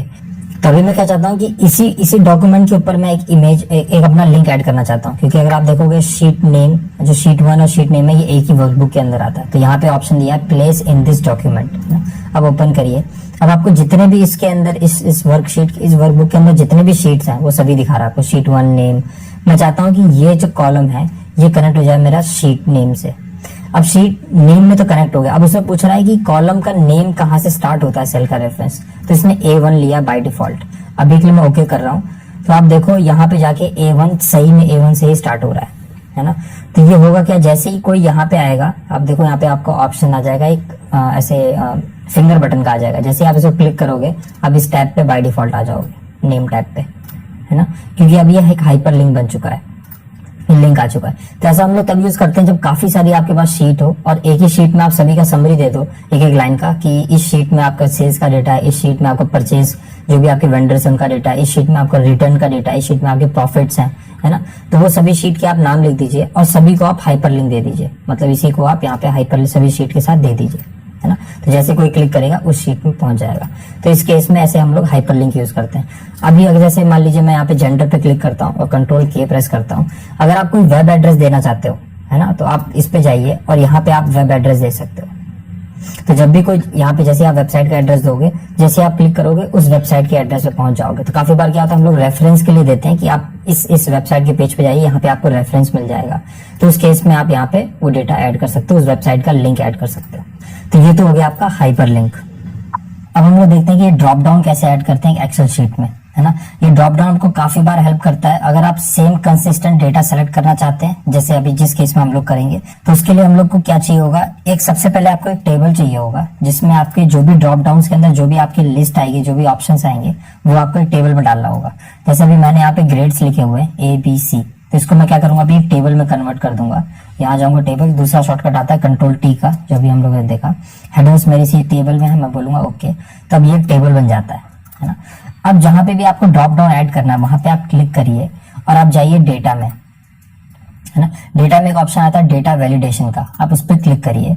जैसे आप ओपन करोगे, सबसे पहले आपको यहाँ पे दिखेगा सेटिंग्स में अलाउ में, है ना, कौन सी चीज को अलाउ करना है। तो मैं चाहता हूं कि लिस्ट अलाउ करे वो। अब लिस्ट ये पूछ रहा है सोर्स क्या है उसका, तो मैं सोर्स दे रहा हूं कि ये 3 कॉलम्स जो आपको, सॉरी जो 3 रोज हैं, जो ग्रेड है, ये चाहिए मुझे। आप ओके प्रेस कर दीजिए। तो आप देखोगे यहाँ पे एक ड्रॉप डाउन बटन का ऑप्शन आ गया अर्जुन के सामने, है ना। आप जैसे यहाँ क्लिक करोगे, अब ये 3 ग्रेड के ऑप्शन आपको देगा, है ना। क्योंकि मैं नहीं चाहता कि कोई D ग्रेड दे दे या E या A+, अपने मन से कोई ग्रेड बना दे। मैं चाहता हूँ डेटा कंसिस्टेंट हो, जो भी इस पे काम करे। जैसे अभी अर्जुन को A दिया हम लोगों ने, इसी तरह से आप इसी ड्रॉप डाउन को यहाँ पे कॉपी करके पेस्ट कर सकते हो। तो ये ड्रॉप डाउन का ऑप्शन आपके पास हर कॉलम में आ जाएगा। दूसरा ऑप्शन आता है कि आप यहाँ से ड्रैग कर लीजिए, तो सभी कॉलम्स में वो आपका ड्रॉप डाउन का ऑप्शन आ जाएगा। जैसे मैं मान लीजिए माधव को A दे देता हूँ, वृंदा को B, है ना, इंदु को B और गोपाल को C ग्रेड दे देता हूँ। तो ऐसे आपको सभी ग्रेड्स यहाँ पे मिल जाएंगे। तो ये तो हो गया आपका ड्रॉप डाउन। अब यहाँ पे मैं एक टॉपिक और कवर करना चाहता हूँ, काफी बार यूज होगा अगर आप इस पे एक्सेल पे काम करते हैं। जैसे कि ये जो कॉलम है, इसको अभी मैं कॉपी कर ले रहा हूँ एक नई शीट में, है ना, पेस्ट कर दे रहा हूँ यहाँ पे, और शीट का साइज बढ़ा दे रहा हूँ मैं, ठीक, ताकि आपको देखने में आसानी हो। अब जैसे यहाँ पे ईमेल्स है मेरे पास, बट मैं क्या चाहता हूँ, इस ईमेल में ये जो भी कॉलम है, इसका मैं वैल्यू को ब्रेक करना चाहता हूँ। मतलब @ के बाद जो वैल्यूज है वो अलग चाहिए, @ पहले के जो है वो अलग चाहिए। या आप इसमें कोई भी चीज ले सकते हो, जिस भी पॉइंट से आपको ब्रेक करना हो वो आप कर सकते हो। तो जैसे मैं यहाँ पे चाहता हूँ कि एक कॉलम बन जाएगा मेरा नेम, है ना। तो नेम कैसे मिलेगा मुझे, मैं इस पूरे कॉलम को सेलेक्ट करूंगा और यहाँ पे आप जाओगे डेटा टैब में, इसमें आपको मिलेगा डेटा टूल्स के अंदर ग्रुप में एक ऑप्शन मिलेगा आपको डेटा टू कॉलम्स में। तो जैसे ही आप इस पे क्लिक करोगे टेक्स्ट टू कॉलम्स में, ये डायलॉग बॉक्स ओपन हो जाएगा। इसमें आपके पास 2 ऑप्शन आता है, एक तो आता है कि आप फिक्स विड्थ पे कर सकते हो, दूसरा ऑप्शन आता है डिलिमिटेड का। तो डिलिमिटेड हम लोग यूज करते हैं जब हम लोग किसी कैरेक्टर्स पे, उस पे हम लोग को उस फील्ड को सेपरेट करना हो। तो अभी हमारे केस में कैरेक्टर्स पे करना है, मैं करता हूँ नेक्स्ट। अब इसमें आपको कुछ ऑप्शंस दे रहा है कि आप सेमीकोलन पे करना चाहते हो, आप कॉमा पे करना चाहते हो, अगर कोई स्पेस है तो वहां से आप सेपरेट करना चाहते हो, या कोई अदर्स है। अभी हमारे केस में अदर है, तो मैं अदर पे क्लिक करता हूँ और यहाँ पे अपने मन से मैं सिंबल जो चाहिए हम लोग को @ लिख देता हूँ। अब आप देखोगे कि सभी का फर्स्ट नेम के बाद वो @mail.com जो भी था वो सेपरेट हो रहा है ना। आप प्रेस करिए नेक्स्ट। तो बाय डिफॉल्ट अभी तो इसने सेलेक्ट कर रखा है डिलिमिटर ने A कॉलम को, है ना, और इसको ये ब्रेक कर देगा नेक्स्ट कॉलम में। अभी आप जैसे जाओगे यहाँ पे फिनिश क्लिक करोगे, पूछ रहा है कि यहाँ पे ऑलरेडी कोई वैल्यू है, नीचे से नेम लिखा हुआ है ना, इसको रिप्लेस करना चाहता हूँ, मैं बोलता हूँ ओके। अब आप देखो इसने अर्जुन जो भी फर्स्ट नेम था उसको यहाँ रखा, बाकी @ के बाद जो भी था उसने इसको यहाँ पे ब्रेक कर दिया। अगर आपको दोनों ही चीज चाहिए होती, जैसे मैं अभी Ctrl+C कर देता हूँ, जैसे मेरे केस में मान लीजिए आपको ये भी रखना है और एक और नया कॉलम भी चाहिए, तो पहले आप इसको कॉपी कर लीजिए, यहाँ पे जाइए आप इंसर्ट कॉपी कर लीजिए, नेम को भी मैं डिलीट कर दे रहा हूँ। पूरे कॉलम को आप दोबारा क्लिक करिए, सेलेक्ट करिए, आप जाइए टेक्स्ट टू कॉलम में, सेम डिलिमिटेड में जाइए, नेक्स्ट में जाइए, अदर में @ है, नेक्स्ट में जाइए, कॉलम बोल रहा है इसने B1 सेलेक्ट किया, ठीक है, आप फिनिश कर दीजिए। अब आप देखो यहाँ पे आपको अर्जुन दे दिया, @ पे ब्रेक कर दिया, ठीक। इसको मैं कर दूंगा डिलीट और इसका नेम मैं चेंज करके कर दूंगा इस कॉलम का कि ये नेम है। अब बेसिक एक्सेल में टॉपिक आता है जो कि है ग्राफ बनाना, है ना, तो वो मैं आपको बेसिक लेवल पे सिखा दे रहा हूँ, है ना। तो सबसे पहले उसके लिए हम लोग को क्या चाहिए होगा, X और Y एक्सिस चाहिए होगा। तो मैं यहाँ पे नेम सेलेक्ट कर रहा हूँ और यहाँ पे फाइनल टेस्ट के स्कोर सेलेक्ट कर रहा हूँ। आप इसको कॉपी करिए, एक नया शीट ओपन कर रहा हूँ, यहाँ पे जाके मैं कर दे रहा हूँ पेस्ट, ठीक। तो यहाँ पे मुझे वो दोनों कॉलम मिल जाएंगे। मैं इसका साइज थोड़ा सा बढ़ा रहा हूँ ताकि देखने में थोड़ा इजी हो जाए। अब मैं इसको सेलेक्ट कर रहा हूँ पूरे कॉलम को, है ना। और पूरे कॉलम को सेलेक्ट करने के बाद जो भी आपको चार्ट चाहिए उसके लिए आप जाइए इंसर्ट टैब में। इंसर्ट टैब में जाते ही आपको एक ऑप्शन मिलेगा, एक ग्रुप होगा चार्ट्स का, इसमें रिकमेंडेड चार्ट्स होंगे, आप इस पर क्लिक करिए। अभी आपको डिफरेंट रिकमेंडेड चार्ट्स दिखा रहा है। मोस्ट ऑफ द केसेस में आपका काम यहाँ से हो जाएगा, बट अगर आपको लगता है कि आपको कुछ कोई और पैटर्न के चार्ट चाहिए, कोई और चार्ट का टाइप चाहिए, तो आप यहाँ जा सकते हो। यहाँ पे आपको डिफरेंट ऑप्शंस मिल जाएंगे, है ना। ये पाई चार्ट हो गया, ये लाइन चार्ट हो गया, एरिया अंडर द कर्व हो गया, है ना, एरिया चार्ट हो गया। इस तरह के आप चार्ट यूज कर सकते हो जैसा आपको चाहिए, है ना। यहाँ पे काफी सारे चार्ट होते हैं, ट्री मैप हो गया, है ना, हिस्टोग्राम हो गया, बट अभी हमारे केस के लिए कॉलम चार्ट काफी अच्छा होगा। मैं इसको सेलेक्ट कर ले रहा हूँ और यहाँ पे दो ऑप्शन दिखा रहा है। एक तो बेसिक हो गया जिसमें आपको ऐसे चार्ट मार्क्स दिखे होंगे, नीचे नाम होगा। दूसरे में थोड़ा सा इनका विड्थ ज्यादा है, कुछ कलर ग्रेडेड है उस टाइप का, बट मुझे बेसिक वाला ठीक लग रहा है, मैं इसको ओके कर दे रहा हूँ। इसका साइज यहाँ से बढ़ा ले रहा हूँ। अब यहाँ पे देखोगे आप, ये चार्ट बन गया नॉर्मल। यहाँ पे सभी बच्चों के नाम आ गए, उनके सभी के मार्क्स आ गए आउट ऑफ 100। अब इसमें अगर आपको नंबर्स ऐड करने, एक ऑप्शन आप ये होवर करोगे तो आपको नंबर दिखा देगा, है ना, कि इसका 98 है, 89 है। अब मैं चाहता हूँ कि इनके नंबर्स मुझे दिखे, तो यहाँ पे प्लस ऑप्शन होगा चार्ट में, आप उस पर जाइए। तो इसका साइज काफी ज्यादा है, तो सबसे पहले मैं इसका साइज काफी ज्यादा हो गया, इसको मैं थोड़ा कम कर ले रहा हूँ। अब यहाँ पे राइट टॉप कॉर्नर में आपको ऑप्शन दिख रहा होगा चार्ट एलिमेंट्स का, आप उस पर क्लिक करिए। यहाँ पे एलिमेंट्स आ जाएंगे। तो मुझे क्या चाहिए इसमें, मुझे चाहिए डेटा लेवल्स, है ना। आप क्लिक कर दीजिए डेटा लेवल्स पे, आप सभी के आपको डेटा लेवल्स दिखाएगा, तो आपको होवर करने का जरूरत नहीं पड़ेगा। इसके अलावा इसमें अगर आपको ग्रिड लाइन, जो पीछे आपको ये हॉरिजॉन्टल लाइंस दिख रही हैं, ये नहीं चाहिए, आप इस पे क्लिक कर दीजिए, ग्रिड लाइंस भी हट जाएंगे। चार्ट के एक्सेस इसमें अभी नहीं आ रहे, मैं चाहता हूँ कि चार्ट के एक्सेस भी आ जाएं, तो आप क्लिक करिए एक्सेस टाइटल पे, ठीक। अब यहाँ पे आप एक्सेस पे नाम दे सकते हो, तो जैसे ये क्या है, ये है स्टूडेंट नेम्स, है ना। और ये क्या है, ये है उनके टोटल मार्क्स। तो यहाँ पे हम लोगों ने लिख दिया टोटल मार्क्स, स्टूडेंट्स नेम, और ये अब चार्ट ऐसा बेसिक चार्ट ऐसा बन के तैयार हो गया। अब हम लोग सीखेंगे व्यू लुकअप को यूज करना। तो उससे पहले हम लोग जान लेते हैं कि व्यू लुकअप होता क्या है। तो व्यू लुकअप का फुल फॉर्म होता है वर्टिकल लुकअप, है ना। और इसको हम लोग यूज करते हैं एक्सेल में, जब हम लोग को किसी भी कॉलम के सामने उसकी रिस्पेक्टिव वैल्यूज चाहिए हो इसी कॉलम के बेस पे। जैसे मुझे नेम के बेसिस पे कोई भी वैल्यूज चाहिए हो जो कि इस टेबल में प्रेजेंट हो, है ना। जैसे यहाँ पे आपके पास मल्टीपल कॉलम्स है, एज है, जेंडर है, क्लास है, यूनिट टेस्ट के नंबर है और फाइनल टेस्ट के नंबर है। ये सब वैल्यूज मैं नेम कॉलम के बेसिस पे यहाँ पे लेके आ सकता हूँ। तो उस केस में हम लोग यूज करते हैं व्यू लुकअप। अगर ये वैल्यूज आपके इस टेबल में नहीं होगी तो वो यहाँ पे वैल्यूज आपको NA दे देगा, मतलब नल दे देगा, वो वैल्यूज प्रेजेंट नहीं है, ठीक है। इसको यूज करने के लिए आपको जिस भी प्लेस पे वैल्यूज चाहिए वहां पे आप क्लिक करिए और आप इक्वल्स टू का सिंबल डालिए, जो कि हम लोग फॉर्मूला यूज करने के लिए लिखते हैं। आप लिखिए इक्वल्स टू और व्यू लुकअप लिखिए, तो यहाँ पे आपको ऑप्शन मिल जाएगा व्यू लुकअप का। आप टैब सेलेक्ट करके उस फॉर्मूला को सेलेक्ट कर लीजिए। उस फॉर्मूला में सबसे पहला वैल्यू जो मांगता है वो आपका मांगता है लुकअप वैल्यू। मतलब आप यहाँ पे जो भी वैल्यू लाना चाहते हैं वो किस वैल्यू के लिए लाना चाहते हैं, किस वैल्यू को लुकअप के बेसिस पे लाना चाहते हैं। तो मैं चाहता हूँ नेम के बेसिस में, जिसमें सेलेक्ट करूंगा मैं वृंदा कॉलम को, है ना, वृंदा सेल को। इसको मैंने सेलेक्ट किया, अब प्रेस करूंगा कॉमा। जैसे आप कोई भी एक वैल्यू सेलेक्ट कर लोगे आपको कॉमा देना होगा, आप कॉमा प्रेस करोगे। अब पूछा टेबल एरे, वृंदा अभी नेम कॉलम के लिए आपको कहाँ से, किस टेबल से वैल्यू लेके आना है, तो इस टेबल से मुझे लाना। पूरी टेबल को मैं सेलेक्ट करूंगा। याद रखिएगा आपको पूरी टेबल सेलेक्ट करना है, सिर्फ एक कॉलम या एक रो नहीं। पूरी टेबल सेलेक्ट किया, उसके बाद मैं प्रेस करूंगा। अगर आप देखोगे यहाँ पे A3 से G3 सेलेक्ट हुआ है, रेंज सेलेक्ट हुआ है, बट इसमें ये फिक्स नहीं है। इसको फिक्स करने के लिए मैं प्रेस करूंगा फंक्शन प्लस F4। अब आप देखोगे इन सभी वैल्यूज के साथ डॉलर साइन आ गया। इसका मतलब ये पूरा का पूरा जो एरे है या टेबल है ये फिक्स हो चुका है। अब मैं प्रेस करूंगा कॉमा। अभी पूछ रहा है कॉलम इंडेक्स नंबर, मतलब नेम कॉलम के सामने आपको जो भी वैल्यू चाहिए वो इस टेबल में किस इंडेक्स नंबर पर है, उस कॉलम का इंडेक्स नंबर क्या है ना। तो नेम अगर मैं देखूंगा तो यहाँ पे नेम स्टार्ट होता है। इसके बाद मुझे चाहिए लास्ट कॉलम जो कि फाइनल टेस्ट। अगर इसका नंबर मैं देखता हूँ, नेम को स्टार्ट करना होगा 1 से, तो 1 2 3 4 5 6 7। जो मेरा फाइनल टेस्ट जो है वो मेरा रो नंबर 7 पे है, तो यहाँ पे मैं दूंगा 7 नंबर, इंडेक्स नंबर मेरा हो जाएगा 7। प्रेस करूंगा कॉमा। लास्ट में पूछ रहा है आपको अप्रोक्सीमेट मैच चाहिए या एग्जैक्ट मैच चाहिए, तो मुझे चाहिए एग्जैक्ट मैच, जिसके लिए मैं प्रेस करूंगा 0 या फॉल्स भी टाइप कर सकते हो। अब मैं प्रेस करूंगा एंटर। ये स्कोर दे रहा है 98 वृंदा का। एक बार क्रॉस चेक कर लेते हैं। वृंदा का स्कोर यहाँ पे 98 है फाइनल टेस्ट का, जो कि करेक्ट है। अब अगर मुझे बाकी जगह फिल करना है इसके नीचे कॉलम्स के लिए, यहाँ पे सिंपली आप राइट साइड कॉर्नर में जाइए और डबल क्लिक कर दीजिए, वो ऑटोमेटिक बाकी सभी के लिए फिल कर देगा। हम लोग एक के लिए और चेक कर लेते हैं, अभिमन्यु के लिए। अभिमन्यु का स्कोर है 81, जो कि करेक्ट है। एक चीज का अब इसमें मैं नोट पॉइंट बताना चाहूंगा, जो कि काफी ज्यादा यूज होता है अगर आप इसको डेटा एनालिसिस में यूज करते हैं, है ना, और ये काफी ज्यादा ट्रिकी हो जाता है काफी टाइम पे, जिससे आपको गलत डेटा मिल जाएगा।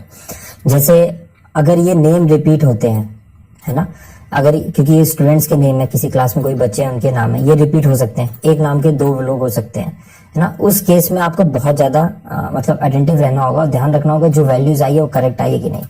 अगर डुप्लीकेट वैल्यूज चेक करना है तो उस पूरे कॉलम को मैं सेलेक्ट कर रहा हूँ, कंडीशनल फॉर्मेटिंग में जा रहा हूँ, हाईलाइट सेल्स में डुप्लीकेट वैल्यूज को क्लिक कर रहा हूँ, ओके कर दूंगा। अब आप देखोगे यहाँ पे 2 वैल्यूज आ रही है जो कि रिपीट हो रही है, हरी और एक और बार हरी आ रहा है ना, मगर ये जो बच्चा है ये है क्लास 10th का, और जो दूसरा हरी है वो है क्लास 6th का, है ना। तो यहाँ पे मैं आपको ये बताना चाहता हूँ कि वी लुकअप में आपको जो भी वैल्यू सबसे पहले मिलेगी, ये ऊपर से मतलब टॉप टू बॉटम जाता है फॉर्मूला, तो इसमें इसको जो भी वैल्यूज पहले मिलेगी उसका वैल्यू आपको लाके दे देगा। तो जैसे हरी, अगर आप देखोगे हरी में यहाँ पे 80 स्कोर है, उसने 80 दे दिया क्योंकि उसको ये सबसे पहले मिल गया, उसके बाद ही जाके दूसरी वैल्यूज नहीं ढूंढेगा। भले यहाँ पे हरी 10 बार आ जाए उसको फर्क नहीं पड़ता, जो भी इसको सबसे पहला वैल्यू मिल जाएगा वो इसको सेलेक्ट कर लेगा, ठीक है। अभी तो हमारे केस में एक जो डिस्टिंग्विशर है वो है कि एज अलग है बच्चे का और क्लास अलग है, तो उस बेसिस से हम लोग डिस्टिंग्विश कर सकते हैं। अब यहाँ पे आप जो भी वैल्यूज देखे हैं ये चेंज हो जाएगी अगर इस कॉलम में मैं कोई चेंज करता हूँ। जैसे एग्जांपल में दिखाता हूँ आपको, अभिमन्यु का स्कोर 81, अगर मैं इसको कर देता हूँ 95, तो आप देखोगे यहाँ पे भी 95 चेंज हो गया, है ना। अगर इसको मैं कर देता हूँ 100, तो आप देखोगे यहाँ पे भी 100 चेंज हो रहा है ना। तो अभी मैं अंडू कर दे रहा हूँ। इस केस के लिए आप क्या कर सकते हो, अगर आप नहीं चाहते कि वैल्यूज चेंज हो, अगर आप चाहते हो तब तो कोई दिक्कत नहीं है, जैसे ये टेबल अपडेट होगी वैसे ही ये भी डेटा अपडेट हो जाएगा। बट अगर मेरे केस में मैं चाहता हूँ कि ये डेटा फिक्स रहे, तो उस केस में आप क्या करोगे, इस पूरे कॉलम को जहां जहां वीलुकअप लगा है उस सभी सेल्स को आप सेलेक्ट करोगे, कॉपी करोगे Ctrl+C, और यहाँ पे राइट क्लिक करोगे, आपको एक ऑप्शन मिलेगा पेस्ट एज वैल्यूज लिखा आपको, है ना। पेस्ट ऑप्शन में आपको एक ऑप्शन मिलेगा पेस्ट वैल्यूज, आप पेस्ट वैल्यूज कर दीजिए।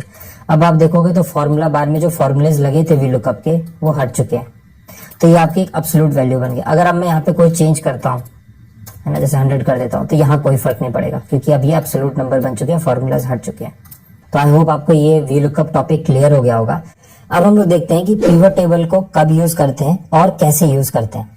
तो उससे पहले हम लोग जान लेते हैं कि पिवट टेबल होता क्या है। तो पिवट टेबल एक बहुत ही पावरफुल टूल है जो कि एक्सेल में होता है, और ये हेल्प करता है आपको डेटा कैलकुलेट करने में, डेटा को समराइज करने में, और किसी भी डेटा को एनालाइज करने में, खासकर जो काफी ज्यादा लार्ज नंबर में डेटा होते हैं उनको एनालाइज करने में। और ये सब चीजें करने के बाद आप डेटा से आप ट्रेंड फाइंड कर सकते हो, उसमें अगर कोई पैटर्न है तो वो आप फाइंड कर सकते हो, और साथ ही साथ आप उन डेटा को आपस में कंपेयर कर सकते हो, है ना। इन सब केस के लिए हम लोग पिवट टेबल का यूज करते हैं। अब जैसे यहाँ पे अगर मैं आपको यूज केस बताऊं, तो जैसे मान लीजिए मेरा क्वेश्चन है कि कौन से बच्चे, बॉयज या गर्ल्स, मतलब मेल या फीमेल, कौन से बच्चे का स्कोर फाइनल टेस्ट में ज्यादा आता है, तो इस डेटा को आप एनालाइज कर सकते हैं। एक ऑप्शन तो आता है कि आप इसमें फिल्टर लगाओ, फिर एक बार मेल चेक करो, उसका सम करो, फिर एक और बार फिल्टर लगाओ, फीमेल चेक करो, फिर उन सभी का सम करो, तब आप जाके बता पाओगे, है ना। अभी तो यहाँ थोड़ा सा डेटा है तो ईजी हो गया, जब इसको मैं और कॉम्प्लेक्स करता जाऊंगा तो आपके लिए बहुत दिक्कत हो जाएगा। जैसे मैं बोलूँ भूमि हाउस में कौन से बच्चे ज्यादा अच्छा पढ़ते हैं, गर्ल्स या बॉयज, है ना। तो वो कॉम्प्लेक्स चीज एनालाइज करने के लिए या डेटा को समराइज करने के लिए हम लोग यहाँ पे पिवट टेबल यूज करेंगे। उसके लिए क्या करो, आप सबसे पहले आप जाओ इंसर्ट टैब में, आपको ऊपर सबसे ऊपर इंसर्ट टैब मिलेगा, आपको ऑप्शन मिलेगा, सबसे पहला ऑप्शन मिलेगा टेबल वाले ग्रुप में पिवट टेबल का, आप उस पर क्लिक कर दीजिए। बाय डिफॉल्ट एक्सेल इतना ज्यादा स्मार्ट होता है कि वो पूरा का पूरा टेबल आपके लिए सेलेक्ट कर लेगा, उसको पता है कि टेबल कहाँ से स्टार्ट होता है कहाँ से खत्म होता है। बाय चांस अगर आप मान लीजिए यहाँ पे उसने सेलेक्ट किया, टेबल रेंज दिखा रहा है, बाय चांस मान लीजिए मैं हटा देता हूँ, मतलब एक्सेल को समझ में नहीं आया, ठीक है, तो उस केस में यहाँ पे सेलेक्ट कर लूंगा, मैं नेम सेलेक्ट किया और वही Ctrl+Shift right button, Ctrl+Shift down button, पूरा टेबल मैंने सेलेक्ट कर लिया, जितना मुझे रेंज चाहिए था सारा टेबल आ गया। नेक्स्ट ऑप्शन आता है कि आप इस पिवट टेबल को सेम एक्सेल शीट में दिखाना चाहते हैं या आप नई वर्कशीट ओपन करना चाहते हैं। तो यार सेम में मैं यूज नहीं करता क्योंकि काफी ज्यादा क्लटर्ड हो जाता है, यहीं पे सारा डेटा, यहीं पे आप एक्सेल पिवट बनाओगे। तो इसके लिए मैं क्या करता हूँ, न्यू वर्कबुक यूज करता हूँ। आप उस पर क्लिक करिए, बाय डिफॉल्ट है, आप ओके कर दीजिए। जैसे आप ओपन करोगे यहाँ पे आप देखोगे अभी तक शीट 1 था, बाय डिफॉल्ट एक नया शीट ओपन हो जाता है, शीट 2। ठीक, इसको मैं थोड़ा जूम कर लेता हूँ। अब आप देखो यहाँ पे लिखा हुआ है to build a report choose the fields from the pivot table field list. तो यहाँ पे पिवट टेबल का फील्ड लिस्ट दिया हुआ है, बाय डिफॉल्ट ये आपके लिए ऐसा ओपन होता है ना। जब आप अपने सिस्टम ओपन करोगे तो आपको ऐसा दिखेगा, इसमें सारे नेम लिखे होंगे, मतलब सभी कॉलम्स के नेम होंगे। अगर आप देखोगे नेम, जेंडर, एज, क्लास, मेरे सभी कॉलम्स के नेम यही है, जितने भी टेबल में कॉलम्स है ना। अभी मेरा पहला क्वेश्चन क्या था कि मुझे देखना है मेल फीमेल में सबसे ज्यादा नंबर किसके हैं, तो मैं जब भी जेंडर कॉलम है उसको उठा के डालूंगा रोज में। रोज में इसलिए डालता हूँ क्योंकि एक के नीचे एक वैल्यूज आए, इसलिए मैं रोज में डाल रहा हूँ। अब मुझे क्या देखना है कि किस किस चीज के ऊपर मुझे कंपैरिजन करना है, तो मुझे करना था फाइनल टेस्ट के जो स्कोर है उसके बेसिस, तो उसको उठा के मैं डालूंगा वैल्यूज में। अब आप देखोगे कि जो फीमेल बच्चे हैं उनका स्कोर है 1090 और जो मेल है उनका 877। इसका मतलब जो फीमेल जो गर्ल्स बच्चे ज्यादा अच्छा पढ़ते हैं कंपेयर टू बॉयज, जनरली दुनिया में भी यही होता है ना। तो हम लोग ये देख सकते हैं डेटा से। अब इसमें काफी लोग के मन में डाउट आता है कि आपको कैसे पता कि इसको वैल्यूज में डालना है या कॉलम्स में या फिल्टर्स में या रोज में, है ना, इन 4 बॉक्स में से कौन से फील्ड को कहाँ डालना है। तो इसका बहुत ही सिंपल लॉजिक है, ये आपको काफी ज्यादा इंपॉर्टेंट मतलब काफी ज्यादा हेल्प करेगा फ्यूचर में। आपको जिस भी कॉलम के ऊपर कैलकुलेशन करना हो उसको आप उठा के डाल दो वैल्यूज में। वैल्यूज में आप देखो समेशन का ऑप्शन दिया हुआ है, तो ये कैलकुलेशन के लिए यूज होता है। आपको सम फाइंड करना है, परसेंटेज फाइंड करना है, मैक्सिमम मिनिमम फाइंड करना है, काउंट फाइंड करना है, टोटल फाइंड करना है ना, तो वो आपको वैल्यूज के अंदर मिलेगा। तो जैसे मुझे यूनिट टेस्ट का स्कोर का देखना होता है, यूनिट टेस्ट 1 का, तो उसको उठा के मैं यहाँ डाल देता। और बाय डिफॉल्ट मेजर केसेस में वो सम लेता है, ये एक्सेल में मतलब बाय डिफॉल्ट होता है, वो सम कर देता है। अगर कोई भी न्यूमेरिक वैल्यूज आती है उसको वो यहाँ सम कर देता है। तो हम लोग को भी सम चाहिए था तो कोई दिक्कत नहीं हुआ। और जेंडर को मैंने रोज में इसलिए डाला क्योंकि मैं चाहता हूँ एक के नीचे एक वैल्यूज है। आप चाहो तो कॉलम में डाल सकते हो, जैसे जेंडर को उठा के मैं कॉलम में डाल दूं तो आप देखो कैसा आएगा, फीमेल कैसा आया, मेल का वैल्यूज ऐसा आया, ठीक आएगा वही, बट इसका अभी हम लोगों ने इसको ट्रांसपोज कर दिया। अभी रोज के बजाय हम लोग कॉलम में देख रहे हैं, बट ये ज्यादा सही दिखता है पढ़ने में, तो इसलिए मैं इसको भी रोज में रखना। तो अभी हम लोगों ने देख लिया है कि रोज कैसे यूज करते हैं, वैल्यूज कैसे यूज करते हैं, कॉलम्स कैसे यूज करते हैं। अब अगर हम लोग देखते हैं फिल्टर को कैसे यूज करते हैं, तो फिल्टर के लिए आप क्या कर सकते हो, जैसे मैं डाल देता हूँ यूनिट टेस्ट 1 का स्कोर, तो आप देखोगे सबसे ऊपर फिल्टर आपका आ जाएगा जो कि बाय डिफॉल्ट ऑल सेलेक्टेड है। अब मैं चाहता हूं कि यहाँ पे सिर्फ उन्हीं बच्चों के स्कोर आए जिनका स्कोर मोर देन 90% है। तो उसके लिए एक तो ऑप्शन है सेलेक्ट मल्टीपल, तो वहां से आप कर सकते हो। आप चाहो तो यहाँ से जाके मैनुअली सेलेक्ट कर सकते हो कि 90 से ऊपर जिसका स्कोर है वो एक ही है 91। अब आप जैसे ओके करोगे तो आपको दिखेगा सिर्फ अग्नि हाउस ही ऐसा है जिसमें सभी बच्चों के स्कोर 91 से ऊपर है, ठीक, बाकी तीनों हाउस में नहीं है। तो इस केस में आप अगर आप जब भी डेटा को फिल्टर यूज करते हो, वर्ड में ये फिल्टर आपको डेटा फिल्टर करना है, उसके लिए आप फिल्टर कॉलम का यूज करते हो। अगर आप फिल्टर हटा दोगे तो सारा वैल्यू बाय डिफॉल्ट आ जाएगा। अब इसके अलावा एक प्रॉब्लम आता है, अभी तो आपके पास चलो थोड़े से ही 7-8 ही कॉलम्स है, हेडर्स है आपके पास, तो इतने में आ गया। कभी कभार क्या होता है जब बहुत सारे आप रियल डेटा पे काम करोगे तो बहुत सारे हेडर्स होते हैं। उस केस में आपको स्क्रॉल कर करके डेटा देखना होता है कि कौन सा हेडर आपने सेलेक्ट किया। तो उस केस में आप क्या करो, आप पिवट टेबल में जाइए, यहाँ पे सेटिंग का ऑप्शन दिखेगा टूल्स में, पिवट टेबल फील्ड्स में यहाँ पे सेटिंग का ऑप्शन जैसा बना होगा जिसमें टूल्स लिखा होगा, आप उसको क्लिक करिए। यहाँ पे आपको सेकंड ऑप्शन मिलेगा जहाँ पे राइट साइड में आपका ऐसा वर्टिकल बॉक्स दिखेगा ना, उसको आप क्लिक कर दीजिए। आपका जो ये फील्ड लिस्ट का जो नेम था वो आप लेफ्ट साइड में आ जाएगा आपके पास, और राइट साइड में 4 बॉक्स आ जाएंगे। तो आपको इजी हो जाएगा यहाँ पे डेटा के साथ खेलने में, और आपको सारे कॉलम्स यहाँ पे दिखाई देंगे, ठीक। अब दूसरा चीज आता है कि यहाँ तो मुझे पता लग गया कि सभी गर्ल्स बच्चों का स्कोर इतना है, सभी बॉयज का इतना है। ऐसा भी हो सकता है कि इसमें कुछ ही बच्चे हों या कुछ ही लड़कियां हों जो हमेशा टॉप में रहती हैं, बाकी सब कम पढ़ने वाली हों, इसलिए ओवरऑल स्कोर ज्यादा है।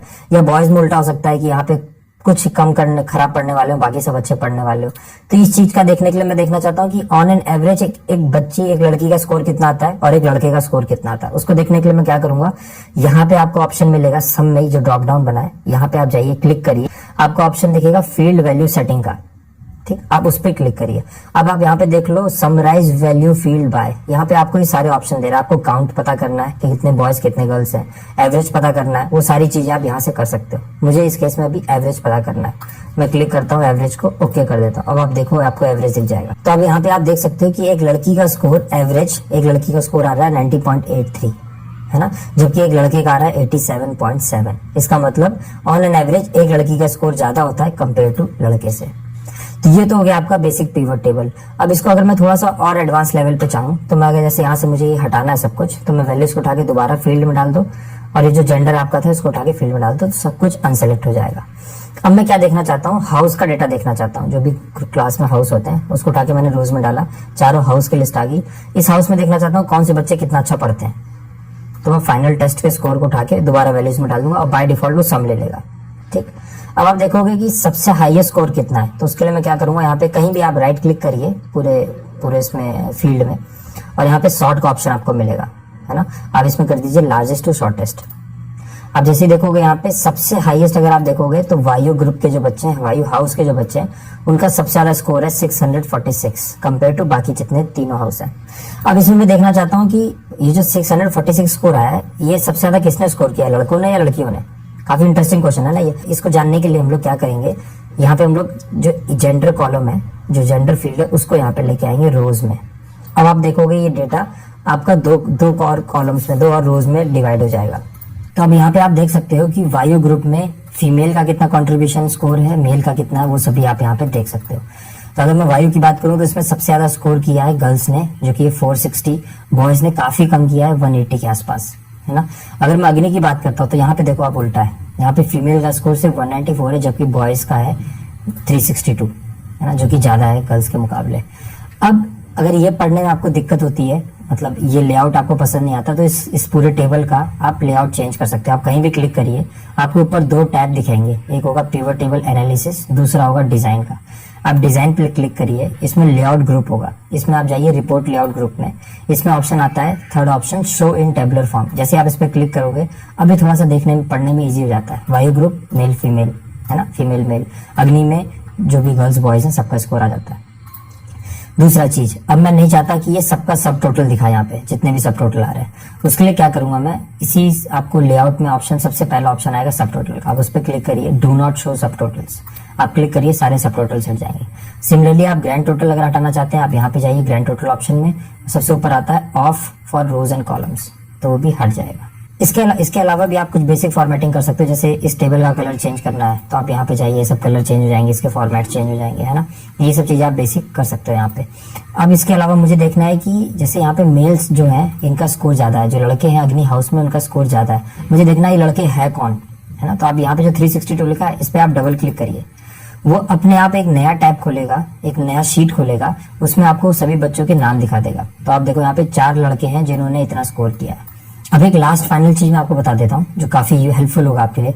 कभी कभार क्या होता है कि आपने सारा डेटा बनाया, बट आपके इस रॉ शीट में जहां से आप ये डेटा ला रहे हो, वहां पे कुछ अमेंडमेंट्स करने पड़े, कुछ चेंज करने पड़े आपको। जैसे मान लीजिए अभिमन्यु का स्कोर इस वक्त 81 है, ठीक है, ये भूमि ग्रुप का लड़का है जिसका स्कोर 81, मान लीजिए इसको मैं बढ़ा के कर देता हूँ 99, ठीक, इसका हाईएस्ट स्कोर हो जाएगा। तो अब जो बॉयज का कॉन्ट्रीब्यूशन होना चाहिए, क्योंकि ये मेल कैटेगरी में आता है भूमि ग्रुप में, वो बढ़ जाना चाहिए। अभी देखो आप बाय डिफॉल्ट कितना है, 240 है, बट यहाँ पे स्कोर हम लोगों ने 81 से 99 कर दिया है, तो अब ये बढ़ जाना चाहिए। तो वो स्कोर यहाँ पे रिफ्लेक्ट करने के लिए आप क्या करोगे, आपको क्लिक करना होगा, पहले आप इस टेबल पे क्लिक करो, आपको ऑप्शन दिखेगा पिवट एनालाइज का, है ना। आप बाहर क्लिक करोगे तो वो ऑप्शन नहीं आएगा, आपको पिवट टेबल पे कहीं क्लिक करना होगा, कहीं भी, ठीक। अब आपको ऑप्शन दिख रहा है पिवट टेबल एनालाइज का, इस पे आप क्लिक करिए, पिवट टेबल एनालाइज पे। यहाँ पे ऑप्शन दिख रहा होगा आपको डेटा में रिफ्रेश का, है ना। जैसे आप रिफ्रेश क्लिक करोगे, अभी आप देखना भूमि में 240 का स्कोर चेंज हो जाएगा। जैसे आप रिफ्रेश करोगे, रिफ्रेश ऑल कर देता है, रिफ्रेश एक ही बात है, रिफ्रेश ऑल कर दे रहा हूँ। अब देखो यहाँ पे 240 से 258 स्कोर हो गया, क्योंकि अभी हम लोगों ने यहाँ पे जाके स्कोर 99 कर दिया है, मतलब 18 स्कोर बढ़ाया था, वो यहाँ पे आपको रिफ्लेक्ट कर रहा है ना। तो इस रिफ्रेश की हेल्प से आपको बार बार पिवट टेबल बनाने का जरूरत नहीं है। जैसे यहाँ तो अभी चलिए 2 ही कॉलम थे, 2 ही रोज थे, तो काम इजी हो गया। काफी बार काफी चीजें, काफी डेटा बना के आप इसको डालते हो और आप नहीं चाहते कि आपको फिर से वो मेहनत करना पड़े, तो आप यहाँ पे जाके डायरेक्टली यहाँ क्लिक करिए, आप चाहिए पिवट टेबल टैब में और आप जाके रिफ्रेश कर दीजिए। इसी तरह अगर आप टेबल चेंज करना चाहते हो, है ना, किसी केस में मान लो यहाँ पे आप कुछ नया ग्रुप ऐड कर देते हो, कुछ और, जैसे मान लीजिए मैं बोलता हूँ कि हाफ ईयरली टेस्ट, इसका स्कोर आप ऐड कर देते हो। यहाँ पे मैं डबल क्लिक कर दे रहा हूँ, कॉलम आ जाएगा। अब यहाँ पे स्कोर ऐड कर देता हूँ। अगर आप यहाँ पे देखोगे तो यहाँ पे वो कॉलम अभी नहीं आ रहा, उसके लिए आप क्या करोगे, यहाँ पे आप दोबारा पिवट टेबल पे क्लिक करोगे, पिवट टेबल टैब पे जाओगे, यहाँ पे ऑप्शन आपको सेम डेटा टैब में, डेटा ग्रुप में आपको दिखेगा चेंज डेटा सोर्स, आप इस पे क्लिक करिए, चेंज डेटा सोर्स पे क्लिक करिए। अभी आप बाय डिफॉल्ट इसने H कॉलम तक सेलेक्ट किया है, आप शिफ्ट होल्ड करके रखिए, कंट्रोल और शिफ्ट, और एक बार राइट क्लिक कर दीजिए। जैसे आप राइट क्लिक करोगे, राइट एरो, वो अपने आप हाफ ईयरली टेस्ट को सेलेक्ट कर लेगा, आप ओके प्रेस कर दीजिए। अब आप यहाँ पे देखो कि हाफ ईयरली का जो स्कोर का जो टेस्ट था, जो कॉलम था, वो यहाँ पे रिफ्लेक्ट कर रहा है। तो ये सारा बेसिक डेटा हो गया, ये बेसिक इन्फॉर्मेशन हो गया आपका पिवट टेबल।